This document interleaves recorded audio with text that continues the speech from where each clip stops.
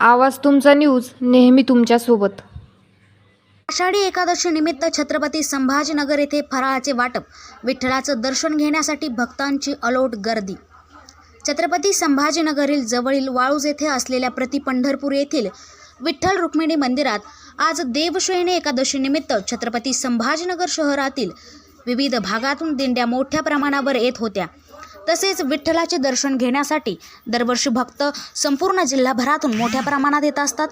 याच भाविक भक्तांसाठी शहरातील विविध संस्था, मंडळे तसेच सुजाण नागरिकांकडून चहा, पाणी व फराळाचे वाटप मोठ्या प्रमाणात करण्यात आले आहे।